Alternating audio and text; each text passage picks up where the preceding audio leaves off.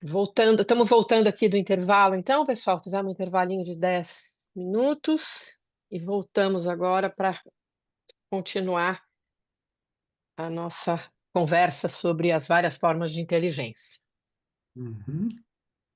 Nós temos mais 1 hora e depois a gente tem as perguntas no final, certo?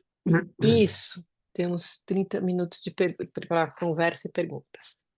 Ok. Então a gente terminou aqui falando sobre a extinção dos dinossauros e falando como que essa extinção que ocorreu devido a um cataclisma global gigantesco, meio que redefiniu as condições da existência da vida na Terra e, com isso, a história da inteligência dessa vida que existe na Terra também. Todas essas coisas estão totalmente conectadas. Você não pode separar uma coisa da outra. Então, se esse acidente, cataclisma, não tivesse acontecido, duas coisas incríveis ah, não teriam acontecido. Primeiro, não existe nenhuma razão para imaginar que a história da inteligência tivesse mudado de uma forma muito radical, porque, afinal de contas, os dinossauros estavam aqui há 100 milhões de anos e parece que nada muito fundamental mudou. Mas mais importante ainda é que não só essa história da inteligência não haveria mudado, como nós não estaríamos aqui. Então, isso é uma coisa que eu gosto sempre de salientar, né? Que a gente para pensar um pouco sobre o fato de que a nossa existência, nossa aqui, nós seres humanos no planeta Terra, como um todo, é totalmente contingente a um acidente cataclísmico que aconteceu há 66 milhões de anos atrás, sobre o qual nós não tínhamos o menor controle, porque nós não existíamos ainda. Então, essa coisa aleatória, essa pedra que caiu do céu, de uma certa forma, nos permitiu existir, né? Então é importante, às vezes, a gente na vida, a gente não dá tanta importância quanto deveria aos acontecimentos que são totalmente não previsíveis e aleatórios, mas que, de uma certa forma, definem a nossa vida, né? Então, por exemplo, se você encontrou, vamos dizer, a sua companheira ou seu companheiro na escola ou no bar, se você não tivesse ido para aquela escola, se você não tivesse ido naquele bar naquela noite, vocês não iam ter se conhecido, né? E a vida ia ter tomado um rumo completamente diferente. A mesma coisa acontece aqui nessa escala global, em que, se esse acidente cósmico não tivesse acontecido, nós não íamos estar aqui para contar essa história, né? Então, uma coisa assim que deveria nos remeter a um nível de humildade que acho que está faltando muito na nossa espécie nesses dias, né? O fato de que a gente se acha o rei da bola, né, os donos do mundo, mas nós não somos donos de nenhum mundo, né? Quer dizer, o mundo está aqui com ou sem a gente, né? Teve aqui durante a maior parte da existência sem nenhum ser humano, mas a gente acha que a gente chegou e a gente comanda tudo, quando na verdade não comanda, né? A gente tem a ilusão de que comanda porque a gente é capaz de controlar e destruir, mas isso não é a mesma coisa. Mas antes da gente chegar lá, vamos falar um pouco mais sobre essa história da evolução da inteligência. Ok, então, dando um grande pulo, a gente falou um pouco sobre como que a inteligência vai mudando aos poucos, né? Ela vai mudando através de acidentes, através dessa necessidade da vida de se preservar, de se autopreservar, né? Então, a ideia de que você tem que ter autonomia, propósito e estratégias. Essas três coisas aí que definem muito o comportamento da matéria viva, né? Autonomia, propósito e estratégia, elas vão ficando cada vez mais sofisticadas à medida em que a inteligência nesse planeta vai ficando cada vez mais sofisticada. Então, esse gráfico aqui é um gráfico muito legal, porque ele vem desse grande, que morreu há pouco tempo atrás, o Frans de Waal, que é um grande, grande zoólogo, que basicamente falou muito sobre essa questão da inteligência dos animais, né? Então, ele tem nesse livro aqui a origem, a árvore das origens, né, essencialmente. Então, olha só que interessante. Você tem aqui, no eixo vertical, você tem milhões de anos atrás. Tá? Então, zero é o presente e 8 milhões de anos atrás é o passado mais distante. Ok? Então, essa aqui, de uma certa forma, é a história da nossa ancestralidade primata. Ou seja, nós, seres humanos, como sendo descendentes de todos esses outros antepassados primatas que existiram aqui, nesse planeta, né? Então, vamos dar uma estudada nisso, porque a capacidade cognitiva e intelectual desses vários ancestrais também foi mudando com o tempo, né? E a gente vai contar um pouco dessa história agora, que é uma história realmente fascinante. Então, tudo começa há 8 milhões de anos atrás, com essencialmente um primata da floresta, antepassado dos gorilas, antepassado de todos esses nossos primatas que a gente conhece hoje. Bom, e nada muito acontece até mais ou menos 6 milhões de anos atrás, e você vê que existe uma bifurcação, né? Em que esses primatas das florestas, eles evoluíram de duas formas diferentes, né? Uma delas levou a esse braço aqui esquerdo, que é um pouco mais complexo. Deixa eu falar só do braço direito, né? Então, esse primata ancestral aqui de 8 milhões de anos atrás, foi um dos descendentes do que a gente hoje chama de gorila, né? Então, há 2 milhões de anos atrás, o gorila surgiu e apareceram vários tipos de gorilas diferentes, né? Existem vários tipos de gorilas diferentes, né? É, e, e esse é um braço da evolução, e essa separação desse ancestral gorila aos modernos surgiu há 2 milhões de anos atrás. No braço da esquerda aqui, em que a gente tem, na verdade, os nossos ancestrais, sabe, humanos modernos, os chimpanzés do lado leste e oeste do mundo, o bonobo, que é um outro tipo, todos eles vieram dessa transformação aqui. Então, se a gente segue esse braço esquerdo sozinho, esse primeiro ancestral que há 2 milhões de anos atrás virou um gorila, há mais ou menos 2 milhões e meio de anos atrás virou um chimpanzé. Então, a nossa ancestralidade com o chimpanzé, ela surgiu quando houve essa bifurcação aqui, ó, 6 milhões de anos atrás, houve uma bifurcação nesses novos tipos de primatas que existiram, em que, para um lado, se continuaram primatas nas árvores, etc., que há 2 milhões e meio de anos atrás virou um chimpanzé, mas logo depois, há uns 5 milhões de anos atrás, você tem os primeiros australopitecos, que já são seres praticamente seres bípedes, não completamente, mas que começam a se transformar cada vez mais nos humanos. Então, todo esse emaranhado central aqui é um emaranhado dos nossos ancestrais que vão eventualmente dar nos humanos. Já esse aqui é o que vai dar nos chimpanzés há 2 milhões e meio de anos atrás, e eventualmente esse ancestral chimpanzé vai virar um bonobo ou os modernos chimpanzés que a gente conhece. Ok? Então, esse australopiteco, que foi o primeiro ancestral comum de todos os nossos outros ancestrais, Homo habilis, Homo erectus, Homo sapiens, os neandertais, todos eles surgiram desse primeiro ancestral aqui, né? E vai havendo uma série de bifurcações. Então, por exemplo, Homo habilis, mais ou menos na mesma época em que surgiram os chimpanzés, surgiu esse Homo habilis, que era um primata capaz de manipular, eu vou mostrar daqui a pouco, manipular materiais para criar ferramentas.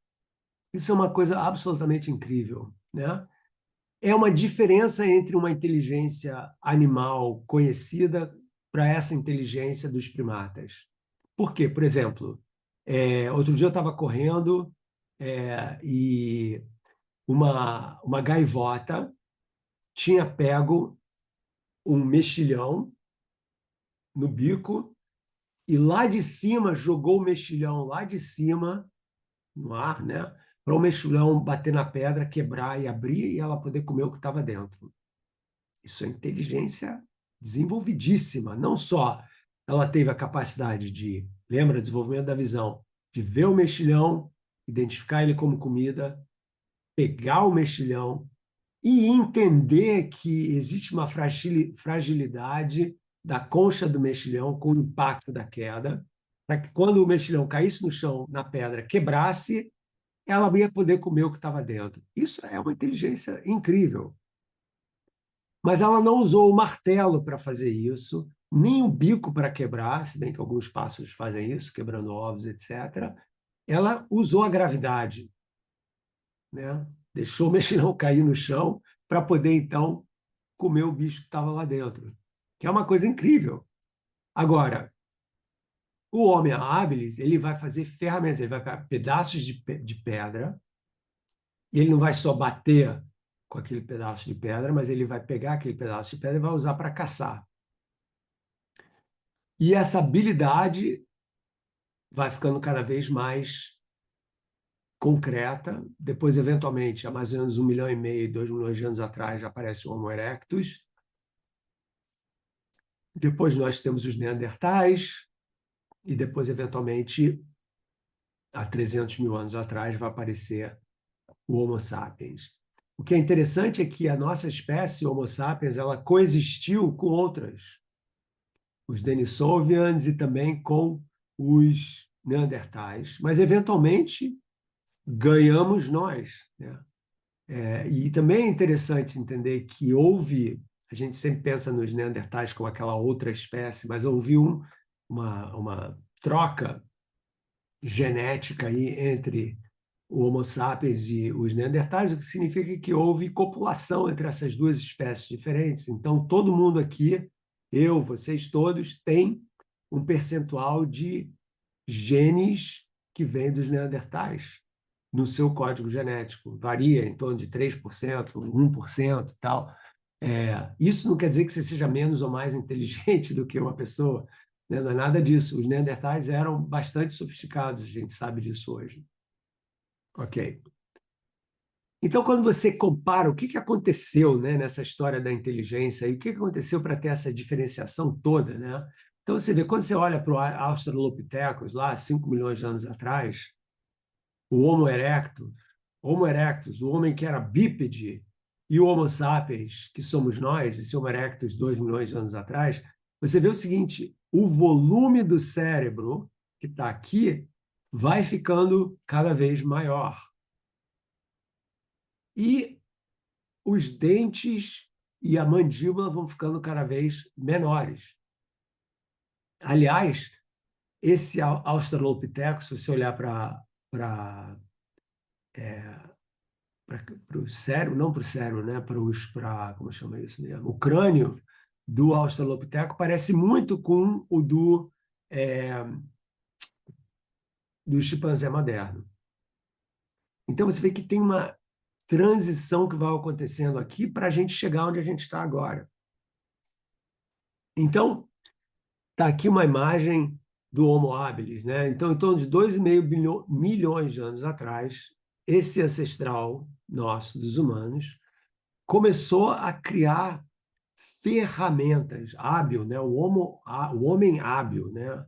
Que é a ideia de que ele não só, isso é fundamental, fundamental, ele não só interagia com o ambiente de forma a receber informação desse ambiente para então falar, opa, tem comida ali, ou tem um predador ali, mas ele modificou o ambiente de forma a facilitar a busca pela comida, de forma a facilitar a sua sobrevivência.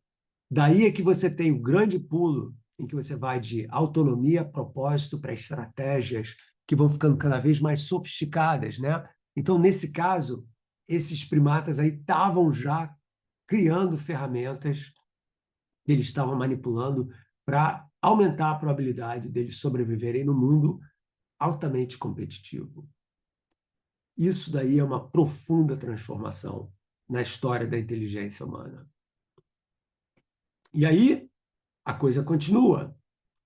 Então, por quê? Porque a gente hoje sabe, isso é um artigo de mais ou menos 10 anos atrás, a gente hoje sabe que há 500 mil anos, um dos nossos ancestrais, o Homo erectus, não só criava ferramentas, como decorava as ferramentas com desenhos. Isso é uma coisa absolutamente fundamental, né?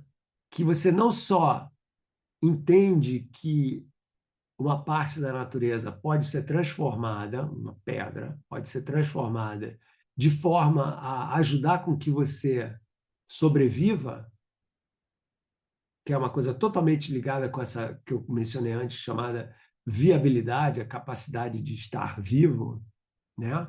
Mas aparece um componente estético. Se você pegar um martelo e decorar o martelo, esse martelo vai continuar sendo um martelo. A função do martelo, botar um prego na parede, ou pegar, atacar algum outro inimigo, por exemplo, vai continuar sendo a mesma. Mas a beleza tem um outro tipo de função que não tem um valor prático imediato, tem um valor estético, né? Então, quando você tem uma capacidade intelectual grande o suficiente para você não só entender que você pode pegar uma parte da natureza, transformar essa parte da natureza em uma ferramenta, mas também decorar, você está dando um pulo, porque o seu pensamento deixa de ser um pensamento simplesmente pragmático, funcional, para ser um pensamento também simbólico, estético, né? Porque em algum momento dessa história aí, que a gente não sabe nem nunca vai saber qual foi, né? Algum desses caras teve a ideia de que, olha aqui, eu vou fazer um vaso, né? E esse vaso aí vai ser muito bom porque eu vou poder pegar esse vaso e levar para o rio e botar um monte de água dentro desse vaso e levar de novo lá para o meu grupo, para a minha tribo, né? Para a minha comunidade. E com isso a gente vai poder beber muito mais eficientemente do que se a gente pegar o vaso numa casca de coco ou numa cumbuca qualquer, né? Fica uma coisa maior. Ótimo. Essa é, vamos dizer assim, a definição da prática pragmática do uso do vaso. Mas aí o cara falou, mas eu vou desenhar coisas nesse vaso. Assim, eu vou identificar esse vaso como sendo meu. Você tem um monte de vasos iguais, qual é o meu, qual é o dele, né? Você vai desenhar essas coisas para diferenciar. Mas aí você percebe que essa estrutura prática do desenho também tem uma outra coisa que mexe contigo lá dentro, que não é racional meramente, porque o desenho não tem uma função racional, mas ela é emocional. E essa representação simbólica de padrões é muito interessante. E muito interessante notar que nessa foto aí, desse artigo da Nature, você tem aspectos que são, obviamente, triangulares. Triângulo não é uma coisa que aparece muito na natureza de uma forma normal, né? Você pode ter uma árvore conífera e tal, mas não é você não vê linhas retas fora o horizonte, algumas outras, você não vê linhas retas ou pontudas dessa forma na natureza. Então, o cara está inventando uma representação da natureza, daí em Java, que ela transforma esse pedaço de pedra numa coisa que não é mais. Isso não é só mais uma pedra, é uma pedra com uma representação simbólica da realidade que não existia antes. Então, daí você começa a pensar sobre o mundo de uma forma que não é só ligada à sobrevivência. E daí começa a história, vamos dizer, da nossa história. E você vê isso de uma forma muito interessante quando você olha para o volume dos cérebros. Então, isso aqui, se eu não me engano, deixa eu ver aqui, é a capacidade do cérebro em centímetros cúbicos, né? Quanto cérebro cabe no crânio, né? Em centímetros cúbicos. Isso aqui é o tamanho, em termos de volume, e na horizontal e na vertical, milhões de anos atrás. Então, zero, estamos aqui no presente. Então, você tem o chimpanzé, que tem uma capacidade craniana de mais ou menos 400 centímetros cúbicos, o gorila tem uma de mais ou menos 500. Daí você vai para o Homo de heidelbergense, que apareceu lá na Alemanha, de mais ou menos 500 mil anos atrás, que tem uma capacidade de 1.250, mais ou menos. E você vai para o homem, né? O Neandertal está mais ou menos nessa área aqui, e o homem que tem essa capacidade de mais ou menos de 1.500. Então, tem tamanho do cérebro, mas o tamanho do cérebro não é a única coisa que conta. O que conta também é o tamanho da córtex frontal. Mas você vê que o que vai acontecendo com essa evolução desses primatas é que o cérebro vai ficando cada vez maior e você tem que ter uma cabeça maior para poder caber esse cérebro todo, né? E o que esse cérebro está fazendo? Porque, obviamente, correr, caçar, criar estratégias e mesmo ferramentas, está aqui o Homo habilis, ele já estava fazendo isso há 1 milhão e meio anos atrás, com um cérebro que tem uma capacidade basicamente metade do volume do nosso. Então, esse exagero de cérebro aqui, de uma certa forma, ele está criando espaço para uma outra coisa. E você repara uma outra coisa na anatomia desse cérebro, que ele é, no início aqui, os nossos ancestrais, ele ou não tem nenhum espaço aqui para essa parte frontal, ou ele vai tendo um espaço que vai ficando cada vez maior. Aqui, ó, o gorila não tem nenhum espaço, tem um pequenininho. O Homo heidelberg tem algum, o Neandertal tem algum, mas olha, gente, essa parte aqui do cérebro, da ponta direita acima, que é da córtex frontal, é que faz a diferença, porque é ali que está o pensamento simbólico. Então, o que começou aqui com o Homo habilis e com o Homo erectus, principalmente, né, a capacidade de você não só usar uma ferramenta, mas começar a decorar essa ferramenta, vai se transformar completamente, vai ficar cada vez mais poderosa quando a gente vai surgindo. Tanto que, o que a gente tem? A gente tem uma explosão de criatividade e de pensamento simbólico que vai aparecer com os nossos ancestrais, os Homo sapiens, né? Essa imagem aqui, que é uma das imagens mais antigas das cavernas, para mim é uma das coisas mais lindas e mais significativas que eu conheço. Por quê? Essa imagem da esquerda com as mãos, né? São 39 mil anos atrás. 39 mil anos atrás, membros da nossa espécie decidiram decorar a parede de uma caverna com mãos. Mãos de vários tamanhos diferentes. Mãos de criança. Olha, mão de criança, mão de adulto, né? Eles começam a se perguntar qual é a função prática disso. Nenhuma. Quer dizer, não existe uma função prática para você. Isso não vai aumentar a capacidade de sobrevivência desses ancestrais. Isso daí é uma representação da compreensão da capacidade de entender que você existe. Quando você assina o seu documento com a sua assinatura pessoal, ou você tem a sua impressão digital lá que você coloca no seu documento, você está fazendo uma afirmação de individualidade. Eu sou eu tenho essa impressão digital e ninguém mais no mundo tem essa impressão digital, quase. Não é bem assim, mas é praticamente assim.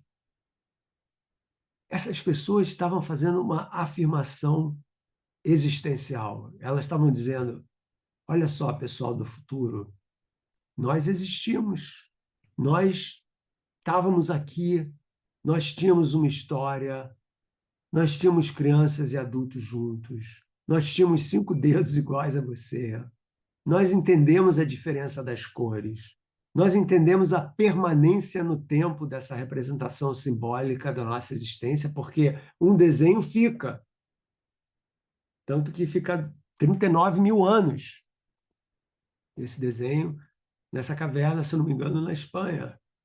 Então, isso daí está mostrando que entre os nossos ancestrais lá, o Homo erectus, que fazia a decoração das pedras, para esse, você tem uma transformação profunda da capacidade não só de entender o mundo, interagir com o mundo, mas de se autorrepresentar como parte desse mundo.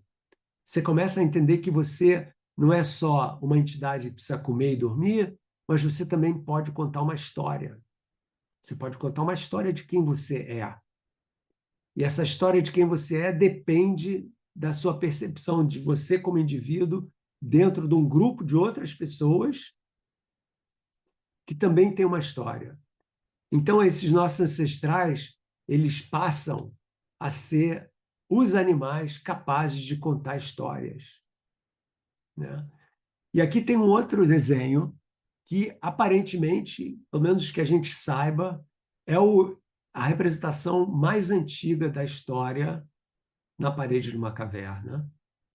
É de 55 mil anos atrás. Podem existir outras que a gente não viu ainda, mas essa aparentemente ganha o prêmio de uma representação. E o que tem aqui nessa imagem? Depois de muito estudo, eles entenderam que você tem um porco. Isso aqui, esse maior aqui é uma representação da figura de um porco, e você tem 3 seres humanos próximos a esse porco. Então, os historiadores de arte, os antropólogos culturais, antropólogos, se juntaram para tentar decifrar isso aí. Então, aqui você tem uma representação do ser humano imerso na natureza com outro tipo de criatura. Obviamente, a criatura já é subjugada pelos seres humanos. Então, você já tem aí o desenvolvimento de uma percepção de um controle maior que nós temos sobre o mundo do que um porco tem, né?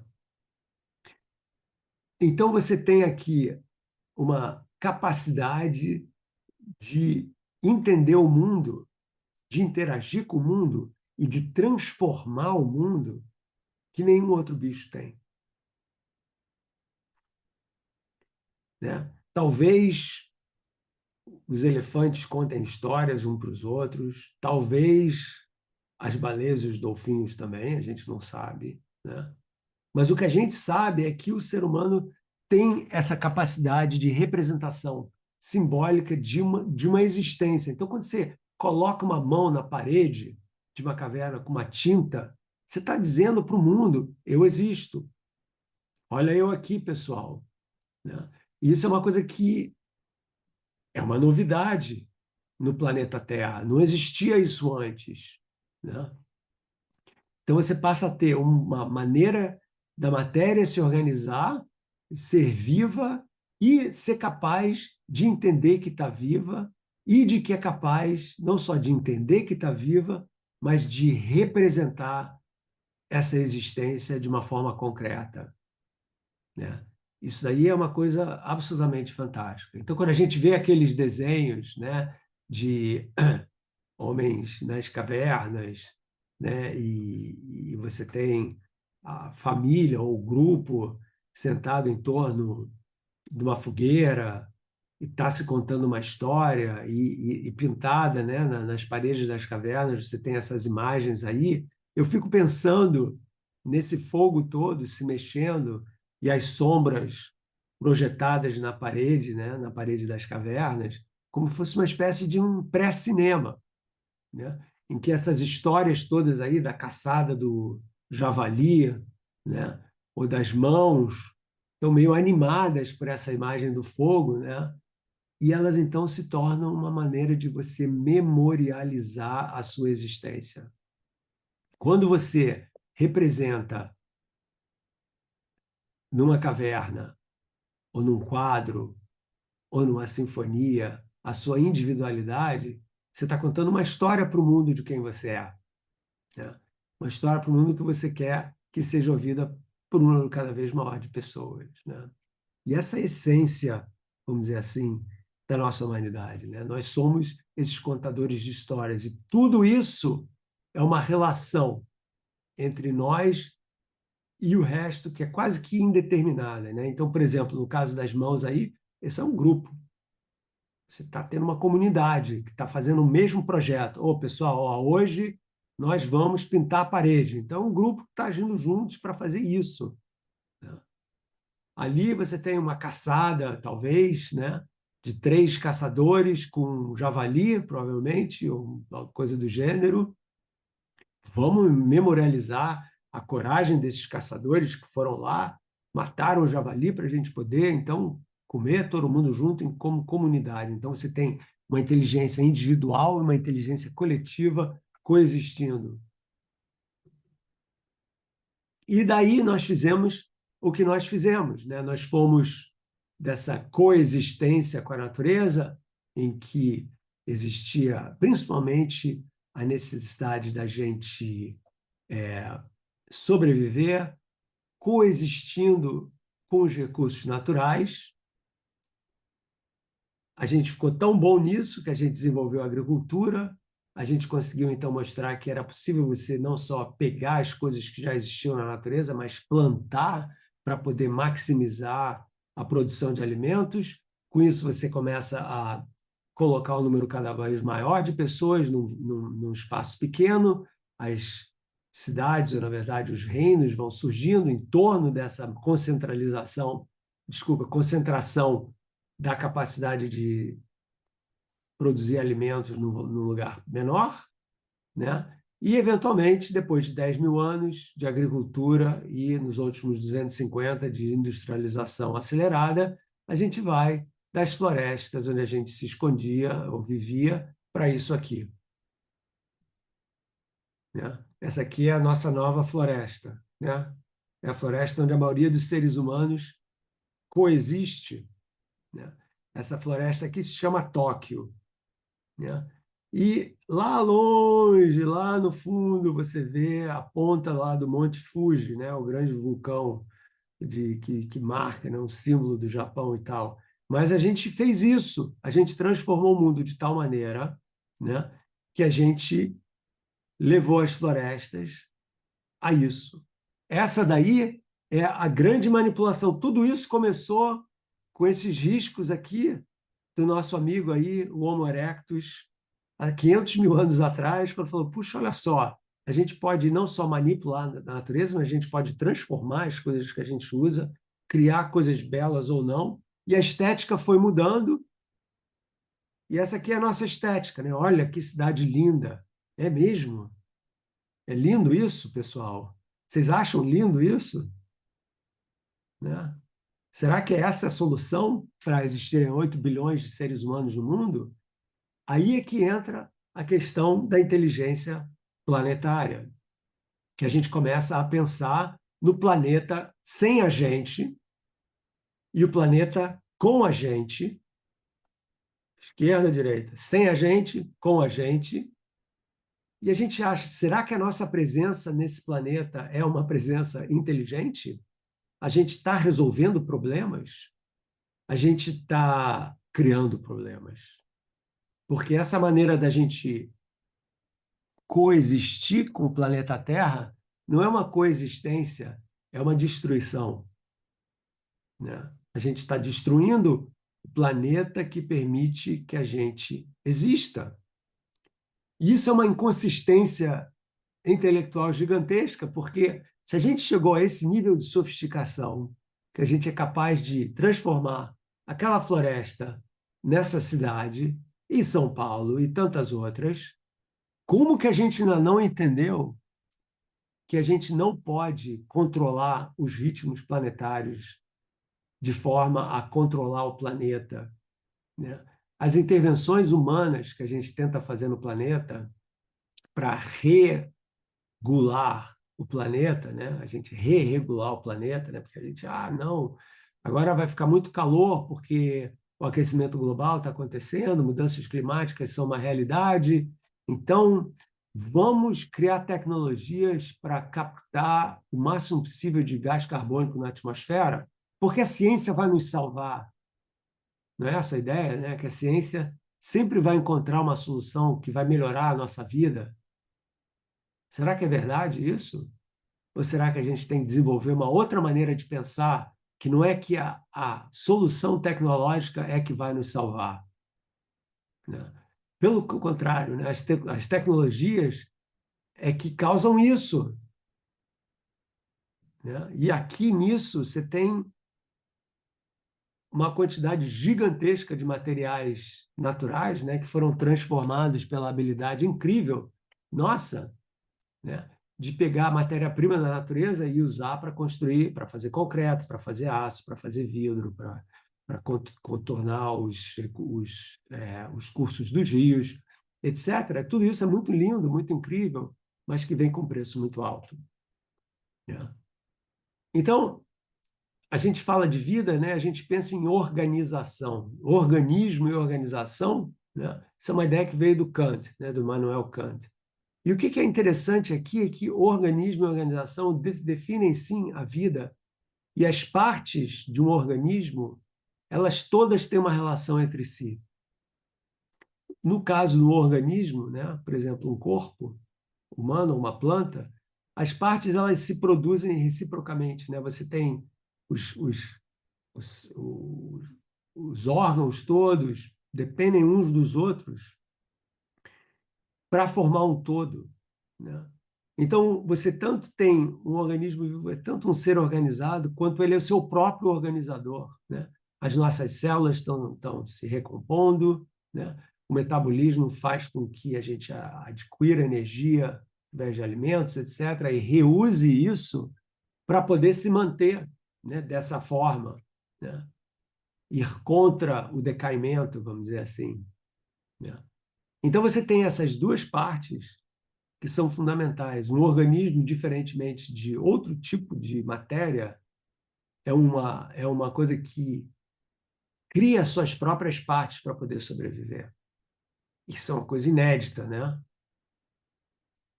E a ideia de vida e inteligência, então, são absolutamente fundamentais, né? A ideia de você viver, né? Você estar vivo, você, como eu falei antes, né? Isso aqui é só uma maneira de você sintetizar um pouco isso. É você compreender o contexto, né, em que você vive e reagir em condições que são geralmente precárias, né? Você não a comida não cai do céu, né? Você tem que caçar, né? A gente não tem que caçar, a gente tem que ir no supermercado. Mas para você ir no supermercado, você tem que ter dinheiro. Então, para você ter dinheiro, você tem que trabalhar, né? Então, nunca é muito simples, né? E a gente tem que entender isso, né?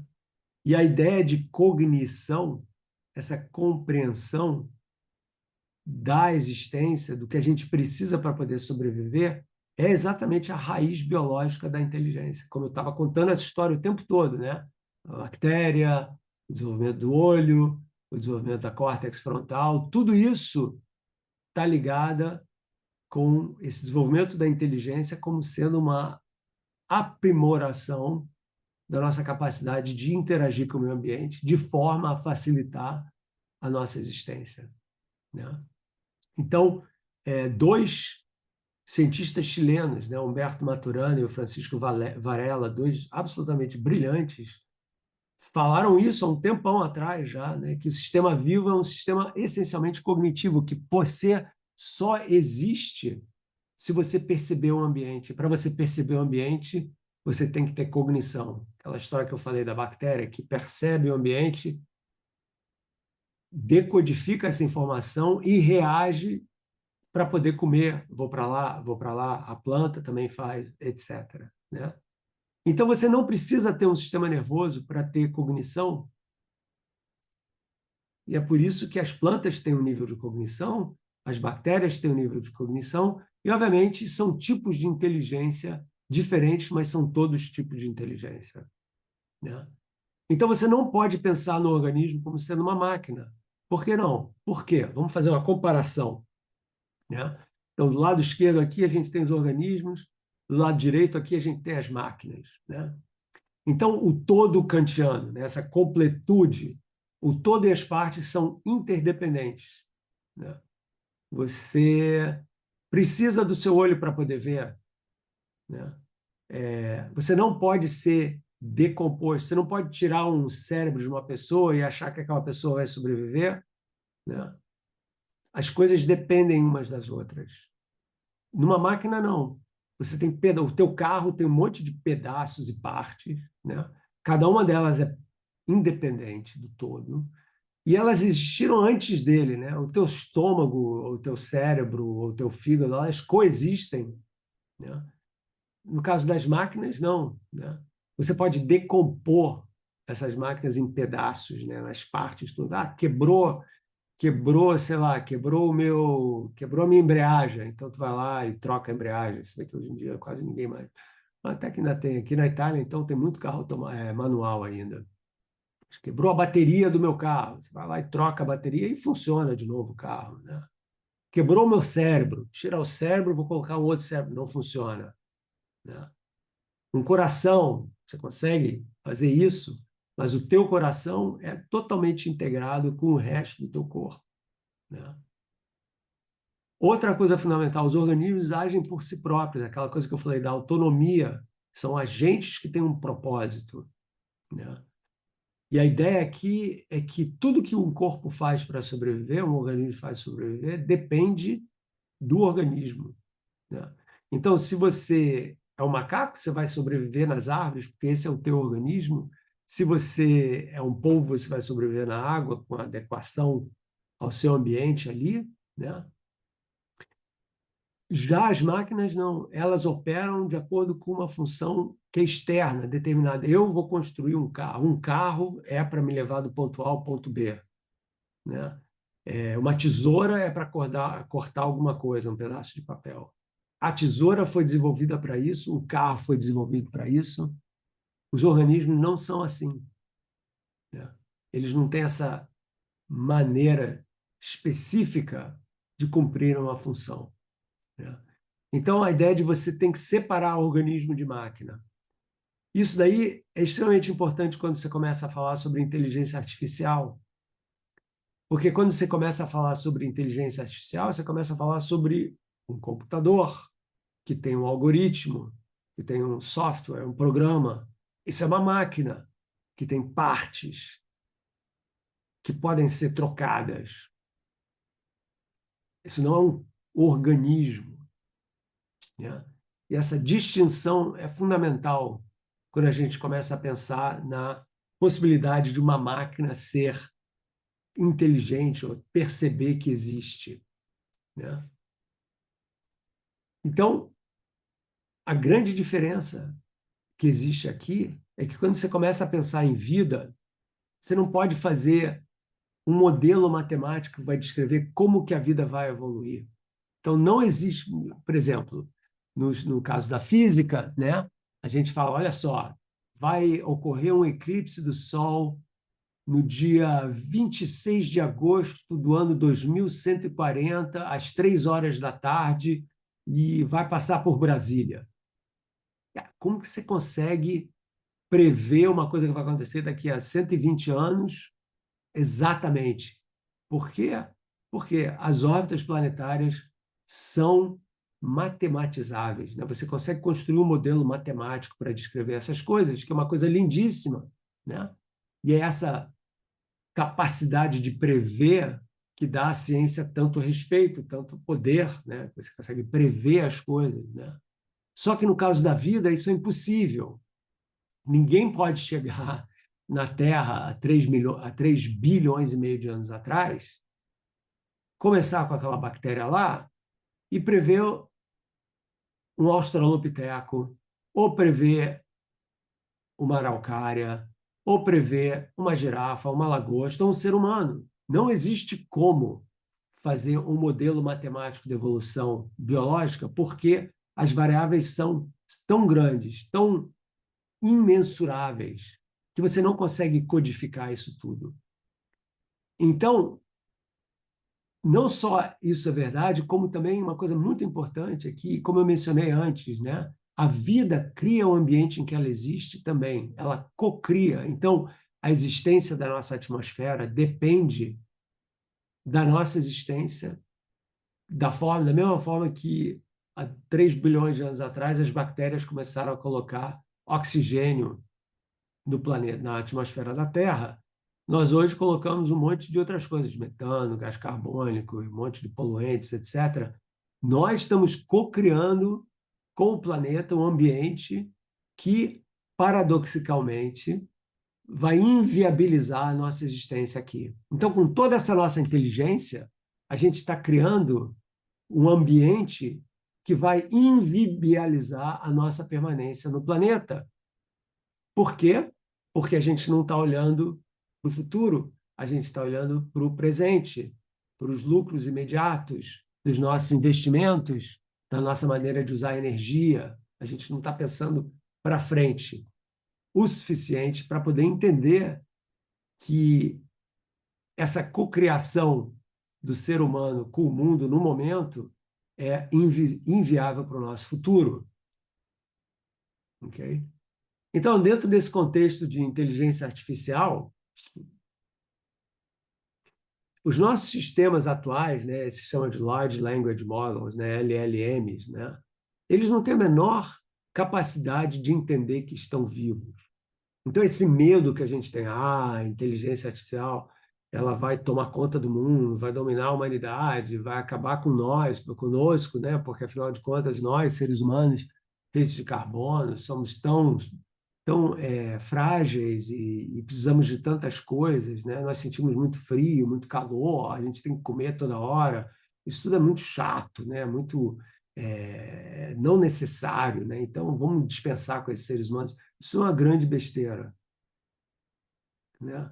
As máquinas que nós temos hoje estão longe de entender qualquer coisa. Elas são reativas, elas não são criativas, né? Elas reagem, elas não criam, elas seguem protocolos, né?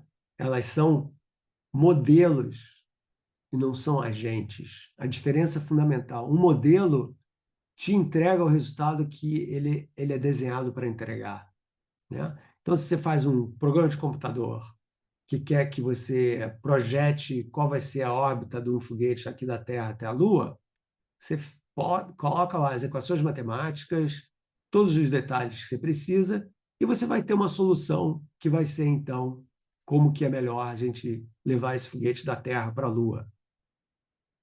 Esse programa jamais vai entender qualquer coisa diferente disso, porque ele só faz isso.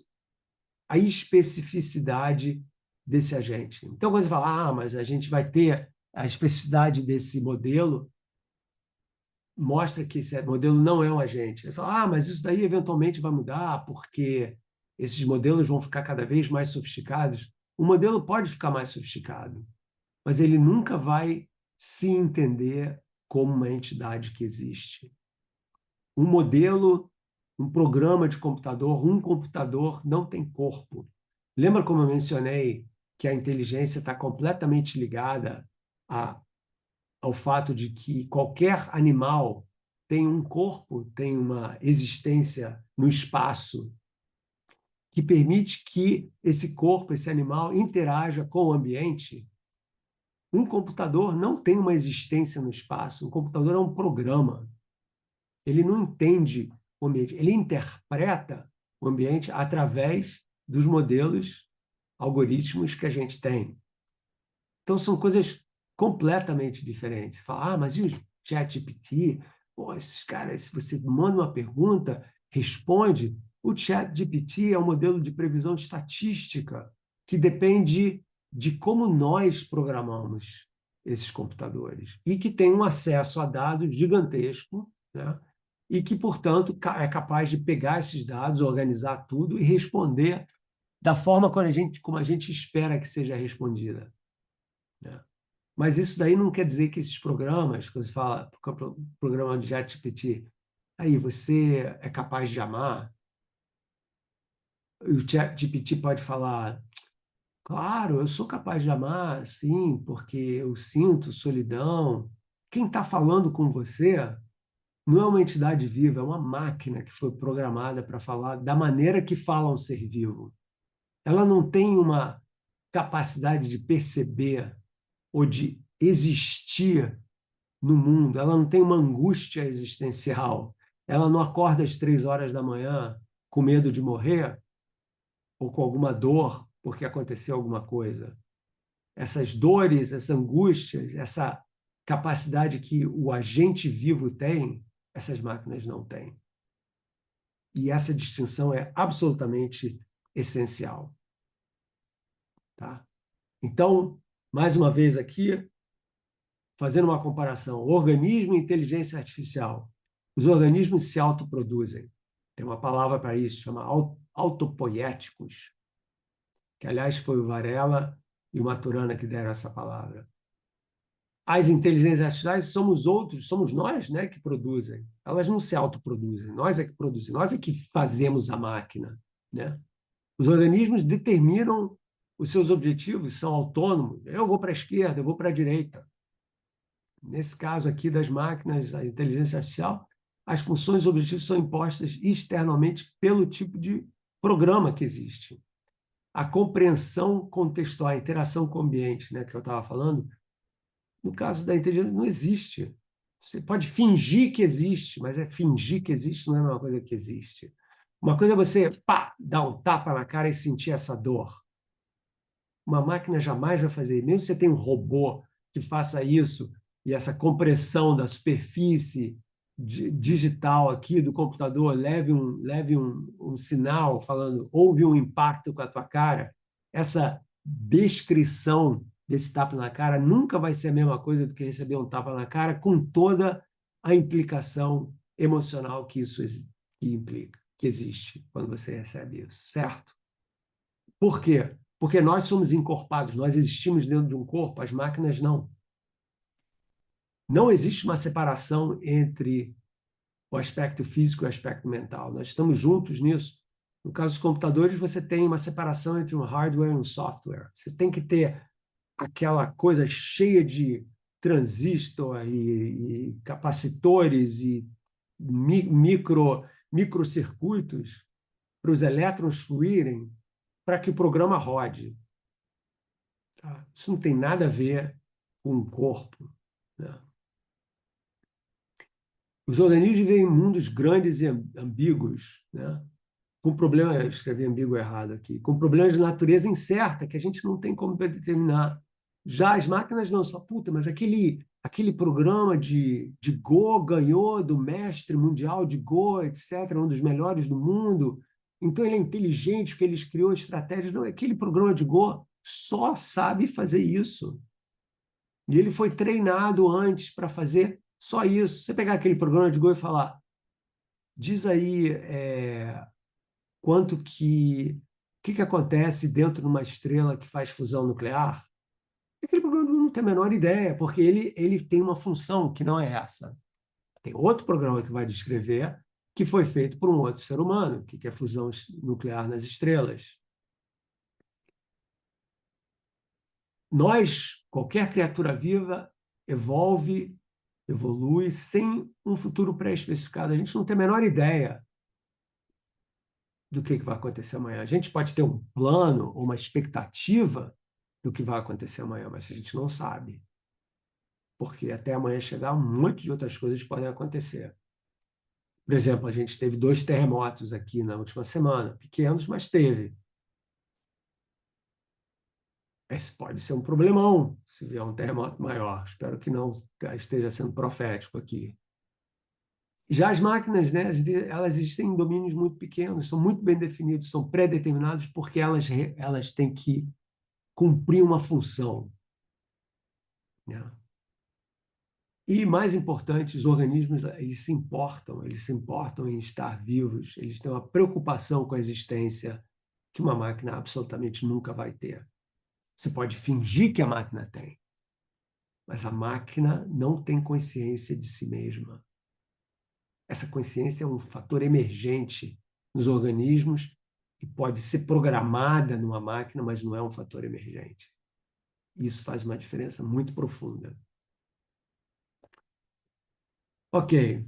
Então, as perguntas que a gente tem continuam abertas, né? A gente não sabe exatamente como que a matéria pensa. A gente acha que a maneira de entender isso é através dessa relação fundamental entre a mente, seja ela qual for, ou a capacidade de interpretar a nossa existência dentro do ambiente, começa daí.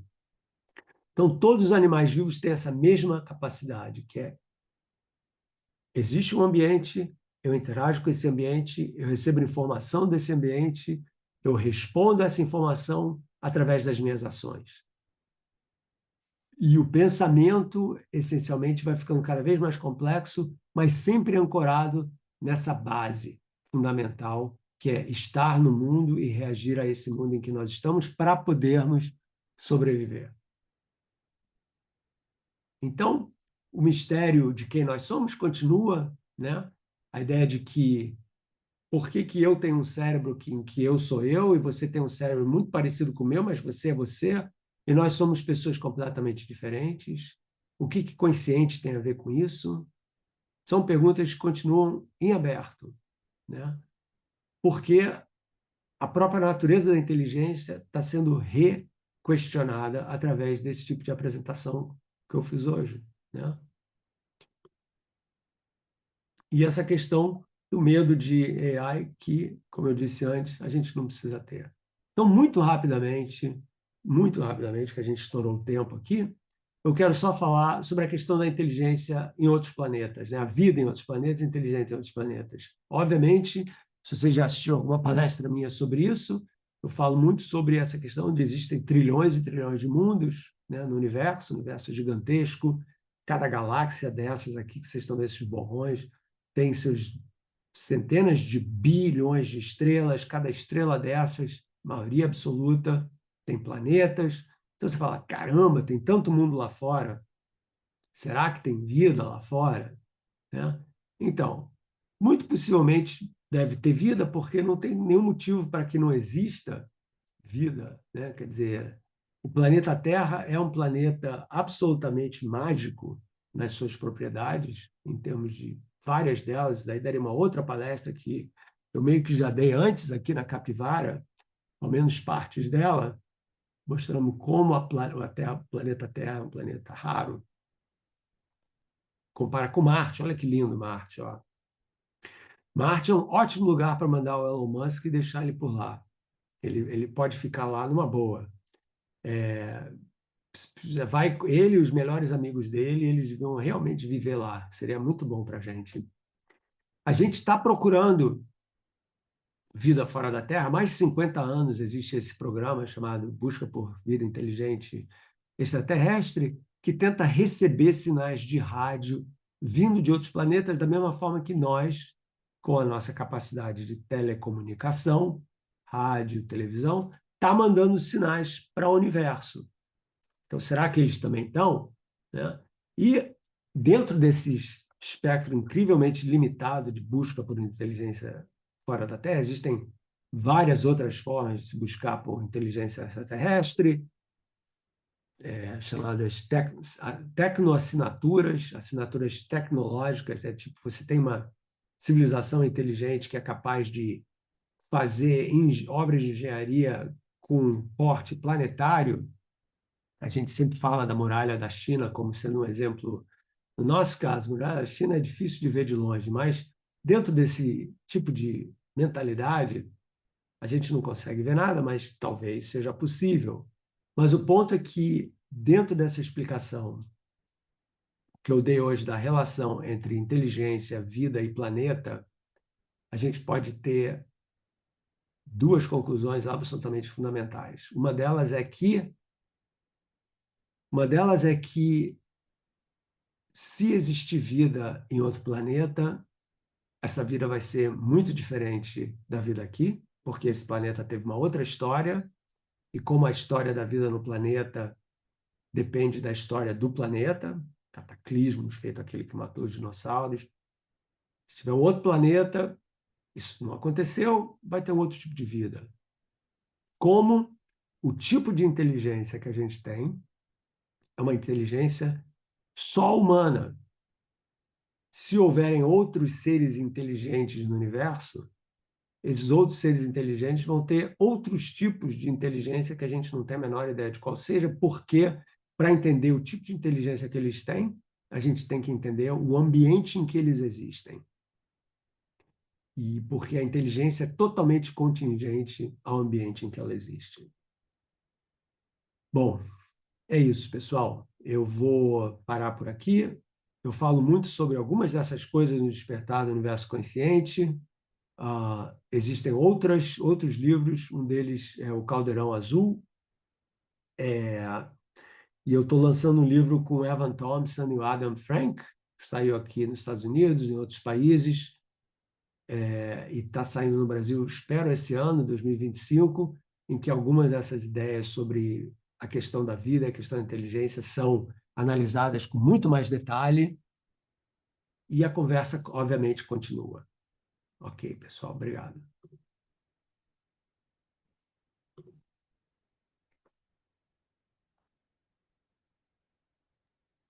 Obrigada, Marcelo. A gente vai fazer um compilado aí das perguntas, né, Gustavo? Tem muitas perguntas que vão no mesmo sentido, muitas perguntas parecidas, então a gente vai juntar as perguntas e vamos passando aí para vocês, para você, para poder tentar atender o maior número possível de pessoas. E depois a gente pode te mandar também o print, a gente faz um print aqui de tudo que foi falado no chat, porque tem muitas coisas que não são perguntas, são reflexões e conversas muito interessantes entre as pessoas, e depois a gente manda para você aí integrar aí nas suas reflexões e pesquisas também, tá? A gente te manda a íntegra de tudo que foi conversado aqui no chat, tá? Vamos lá, Gustavo? Ah, gente, a gente tentou reunir aqui o máximo de perguntas possíveis e agrupar, como a Ana estava falando. Então, Marcelo, vou começar assim com os tópicos ali do início da aula, regredindo aqui as nossas conversas. A Elita e a Amanda fizeram uma pergunta bastante parecida sobre como diferenciar ação, inteligência, de reação, instinto, a partir de uma informação externa. Só para complementar, a Amanda coloca da seguinte maneira: poderia diferenciar entre instinto e inteligência e Hum, instinto e reações bioquímicas? hum. Então vamos começar pelo final. Então, tudo que a gente faz, comer, digerir, olhar, pensar, tudo é reações bioquímicas. Então, nesse sentido, qualquer ação, qualquer coisa que exista dentro do nosso corpo de atividades depende de química, né? Nesse sentido, não tem muito jeito. Instinto é uma palavra que define uma maneira da gente tentar qualificar como que certas ações são codificadas no código da vida de um determinado animal, né? Então, nós temos também isso, né?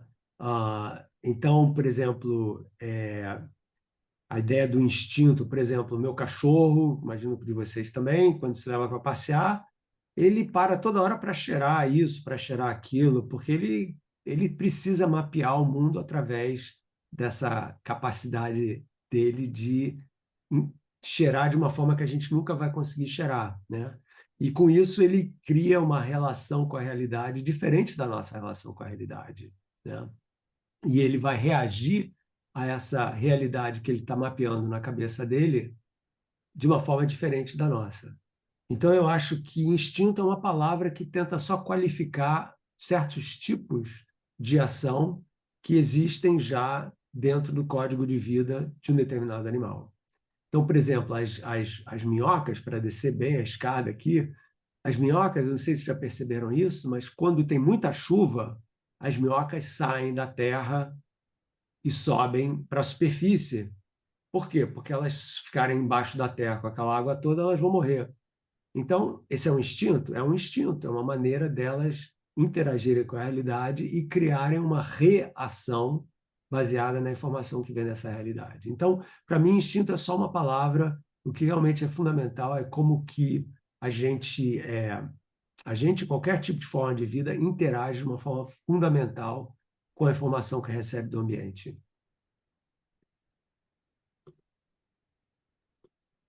Vamos seguir aqui, então, com mais uma pergunta. A Eliana Fontes, ela fez duas perguntas, na verdade. Uma a respeito, se a inteligência pode ser entendida como um estímulo à sobrevivência. Podemos inferir que dificuldade e sofrimento levam à evolução da inteligência?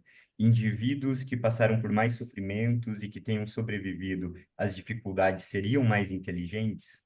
E aí ela complementa um pouco essa pergunta, ela levantando aqui o signo do cachorro tão próximo a gente, por que que ele não fazia parte da lista dos animais mais inteligentes, mesmo convivendo com seres humanos há tantas gerações? Hum. Bom, então, são perguntas muito diferentes, né? Então, a questão, vamos dizer assim, mais existencial, né? Ah, eu acho que essa ideia de que, para você ser um grande criador, você tem que sofrer, né? A ideia de que os grandes poetas, os grandes artistas, eles, de uma certa maneira, tentam representar essa dor, essa perda através do processo criativo deles. Eu acho que não tem a menor dúvida que nós. Você pode pensar da seguinte maneira, né? A vida oferece, estamos falando aqui só do ser humano no momento, a vida oferece um leque de experiências que a gente pode ter, né? Experiências alegres, experiências tristes. Quanto mais rico for esse leque de experiências, é como se fosse uma paleta de um pintor, né? Que tivesse muitas cores, né? Então, quanto mais rico for esse leque de experiências, mais cores você vai ter para pintar a maneira como você existe nesse mundo, né? Então, eu acho que quanto mais experiência ou experiências, né, nós tivermos enquanto estivermos vivos, né, mais capacidade de ativar a nossa criatividade, as nossas emoções a gente vai ter. Então, eu não acho que seja uma condição fundamental para você ser criativo, mas certamente, vamos dizer assim, o leque de experiências que a gente tem na vida nos permite levar a uma criatividade mais rica, simplesmente porque você tem mais lugares da onde pegar essa maneira de retratar a experiência humana, né? Com relação a isso ser uma adaptação boa, né? A questão de você sofrer ou não sofrer, isso no iniciozinho da pergunta, né? Ser uma adaptação boa que leva à inteligência. Eu acho que todos os animais, de uma certa forma, também sofrem, só que a palavra sofrimento para o humano tem uma conotação muito diferente, né? Mas eu acho que a coitada da minhoca que tem que sair lá debaixo da terra e subir para a superfície quando está chovendo, porque senão ela vai se afogar. Ela também está sofrendo dentro do universo da minhoca. Esse é um desespero total, né? Só que a gente não entende isso como desespero porque a gente acha que só nós somos donos dessa palavra, mas isso não é verdade. Um cachorro que chora sozinho porque está em casa abandonado, porque os donos não dão a menor bola, esse cachorro também está sofrendo, né? Então eu acho que a gente tem um pouco essa mania de tentar humanizar um pouco, humanizar não, tentar colocar o que a gente sente no topo, né, das emoções e tal.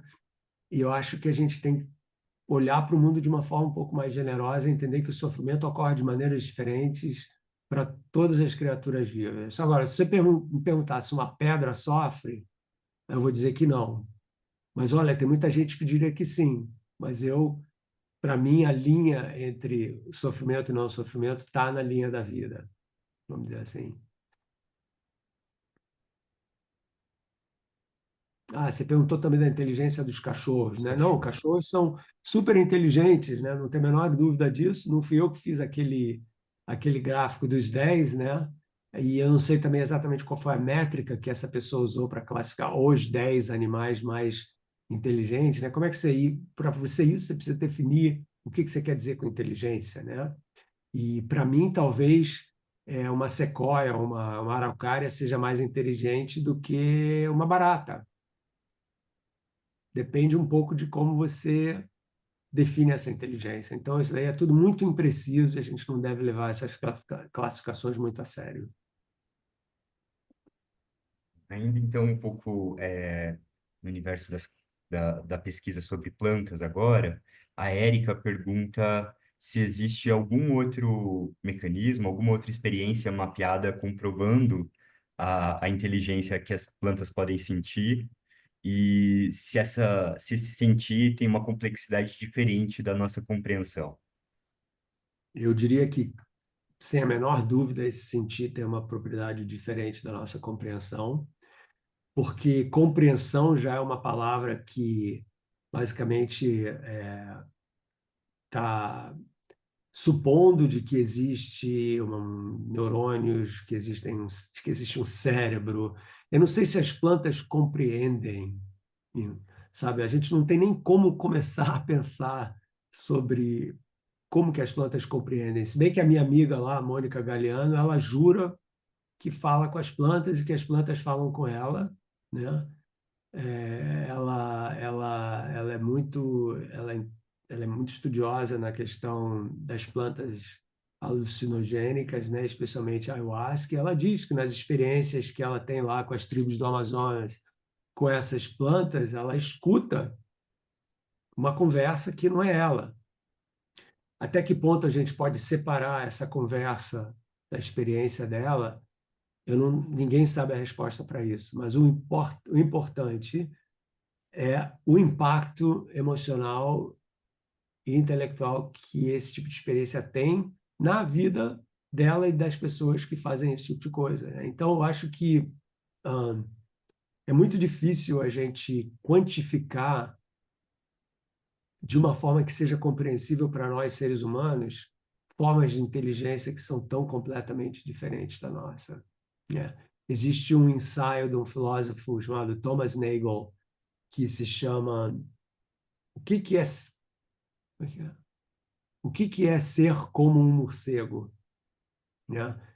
E a conclusão dele é que é impossível a gente conceber como que o morcego entende a realidade e mapeia a realidade, porque eles fazem tudo através de ecos, né? E é um tipo de reação com o mundo que é completamente tão não humano, que é muito, muito difícil entender o que significa se não for impossível. Então, existem compreensões de realidade que são diferentes da nossa, e o mínimo que a gente pode fazer é prestar atenção e respeitar esses tipos de compreensão de realidade que são diferentes da nossa, para a gente poder crescer enquanto espécie. Enquanto a gente se separar dessa cadeia natural de existência e achar que a gente está acima dela, a gente nunca vai entender esse tipo de mistério. A gente tem que se integrar completamente dentro dessa cadeia, que é o que muitas tradições indígenas fazem exatamente. E é por isso que eles têm um tipo de relação com o mundo natural muito diferente da cultura ocidental.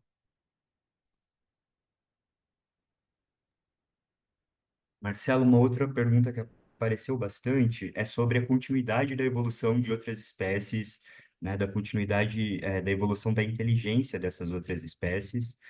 E aqui eu vou juntar também mais duas perguntas.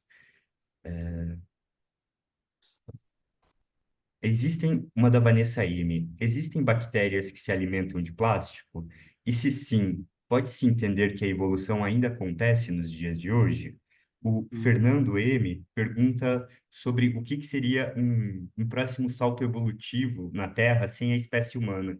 Então, acho que a gente pode conversar um pouquinho sobre a evolução ainda dessas outras espécies e o que seria o cenário sem os humanos aqui. Olha, eu não tenho certeza absoluta, mas eu acho que não existe uma bactéria que come plástico ainda. E se ela vier a existir, é porque ela vai ser geneticamente criada por nós, por seres humanos, né? Então, aliás, está se falando muito nisso, né? Em tentar criar bactérias e outras maneiras químicas de você dissolver o plástico que já existe, microplástico pra caramba nas águas e tal, e no cérebro humano também, aparentemente, né? Para você tentar criar, resolver esse problema do plástico, que é uma praga terrível aqui para o planeta Terra e para a vida aqui, inclusive a nossa, né? Com relação à evolução de outras espécies sem os humanos, eu acho que a resposta é sim e não. Sim, porque, obviamente, mutações genéticas acontecem, né, a um nível que a gente não sabe exatamente, mas que ocorrem, e que ocorrem em lugares do mundo em que a gente talvez não esteja ligado diretamente com. Então, podem haver, sim, novas mutações. Agora, o problema é que você pode pensar sobre essa pergunta de uma outra forma, que é nada está separado ou isolado de nada. Tudo está interconectado, né? Então, a maneira como a gente interage com o mundo e a maneira como a gente está transformando o mundo leva a uma transformação do meio ambiente que leva a certos tipos de mutação genética que antigamente, que sem a gente aqui não iriam acontecer, né? Então, lixo radioativo, uma das maneiras de você criar mutação genética é através de radioatividade, raios cósmicos, etc. Isso daí é uma coisa que vai depender da nossa presença aqui também. Então, por isso que eu falei que a resposta é sim e não, né? Eu acho que existe uma possibilidade, sim, mas a realidade da coisa é que nada realmente está muito separado um do outro, né? Então, essa interconexão é absolutamente fundamental, mesmo que a gente não preste muita atenção nela no nosso dia a dia.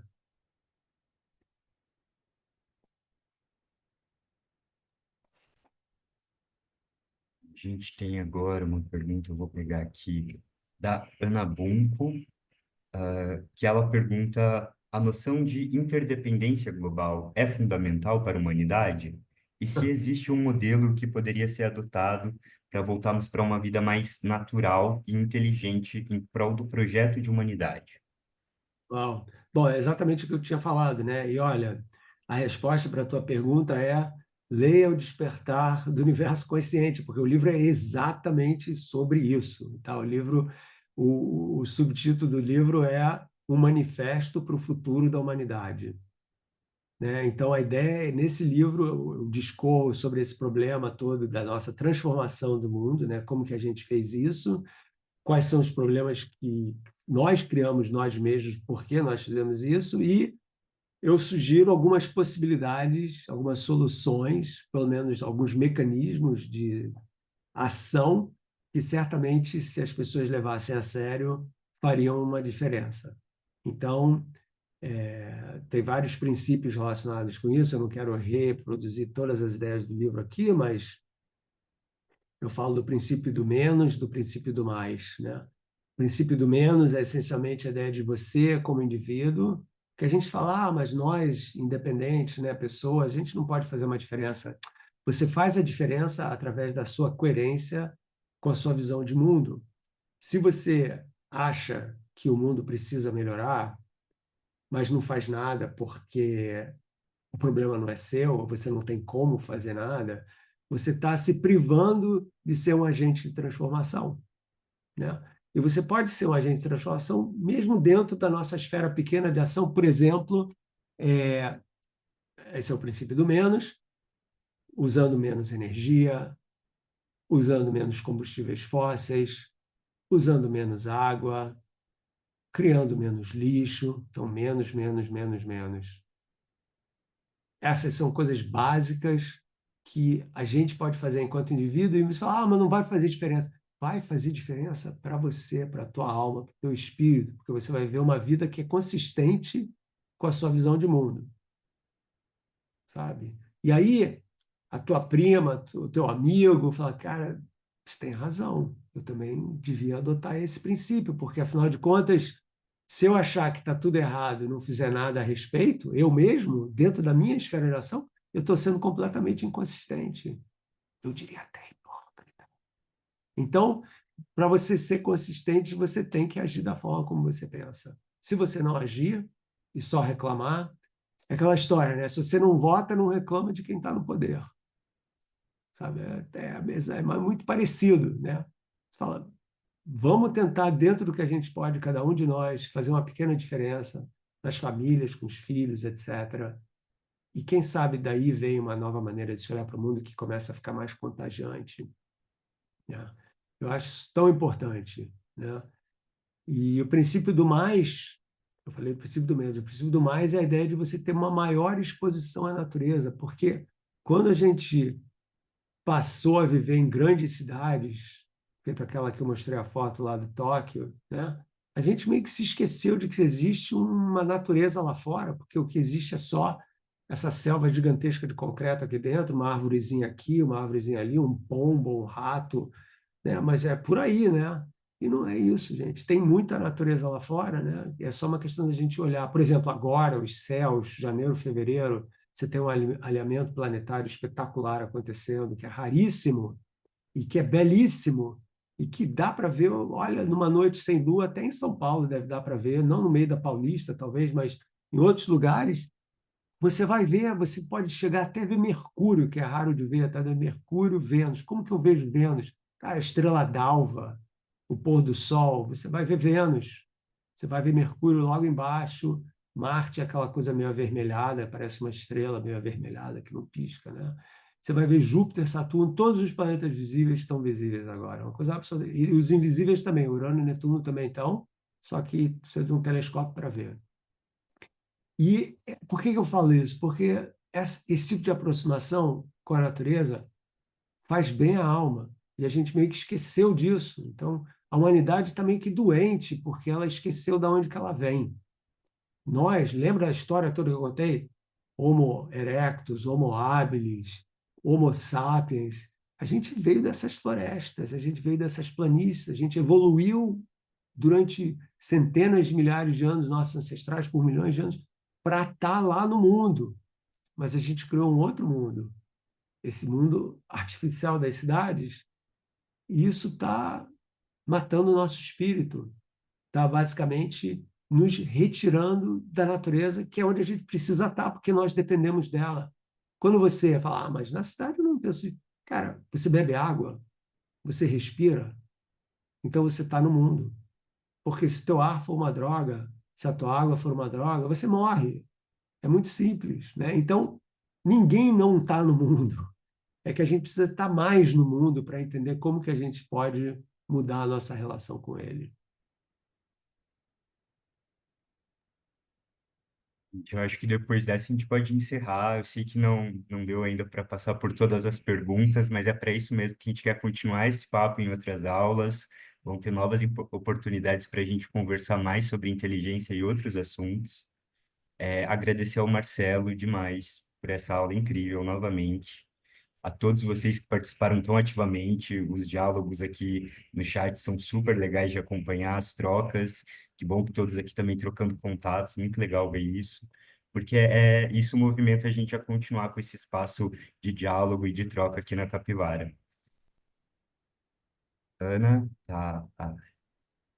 Marcelo, só para encerrar também, tem algumas pessoas perguntando se tem textos disponíveis seus na internet com essas reflexões ou se seria somente nesse teu último livro, né, que é o Manifesto para o Futuro da Humanidade, ou se tem algum outro texto seu que elas pudessem acessar.